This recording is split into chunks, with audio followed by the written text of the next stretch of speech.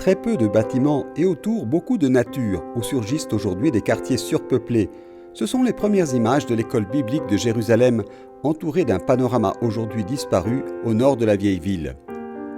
Ici, à la fin des années 1800, les pères dominicains français ont donné naissance à l'un des plus importants centres consacrés à l'étude de la Bible et à l'archéologie de la Terre Sainte, officiellement reconnue comme une école d'archéologie française il y a 100 ans. La mémoire de plus d'un siècle d'activité est contenue dans une photothèque spéciale. L'école biblique as a school, as a research institute, was founded in 18... L'école biblique, en tant qu'école et institut de recherche, a été fondée en 1890 par le père Lagrange. Cette propriété avait été achetée 8 ans plus tôt par d'autres dominicains. Ce n'est donc qu'après 8 ans de présence à Jérusalem qu'ils décidèrent de la dédier à l'étude de la Bible et de la Terre Sainte, reliant ainsi entre eux la terre et ses documents. C'est toute la collection des négatifs photographiques en verre de l'école biblique. Connecting both together, the land and the documents. This is an old collection of glass negatives from the école biblique. Il y a 40 000 photographies prises ou recueillies à des fins d'études, conservées dès le départ avec une précision absolue et entièrement numérisées au cours des dernières années. En parcourant ces archives si riches, il n'est pas difficile de trouver des documents précieux.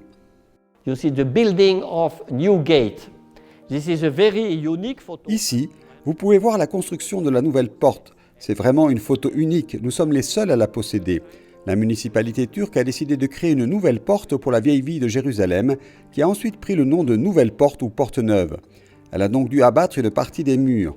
L'étape suivante a été l'achèvement de la porte comme on le voit ici. Nous avons ensuite été les premiers, en 1908, à entreprendre une croisière d'études avec des étudiants et des professeurs sur la mer Morte. Ou encore, nous sommes célèbres pour les recherches archéologiques menées à Qumran sur les rouleaux de la mer Morte.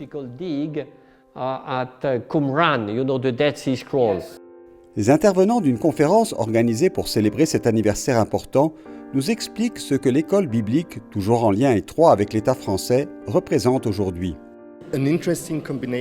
Une combinaison intéressante d'intérêts religieux, nationaux et même patriotiques. Aujourd'hui, l'école biblique est une réalité très moderne, progressiste et nécessaire, et pas seulement pour la France. Cette présence ancienne, savante, tolérante, est importante à la fois pour la science et pour les pays, ce pays et les pays qui nous entourent. Parce que l'archéologie dans toute cette région si agitée est tellement menacée à une époque précisément où l'on fait des découvertes tellement importantes et les études bibliques sont tellement importantes à une époque où le heurt entre les communautés qui devraient se réclamer du même texte.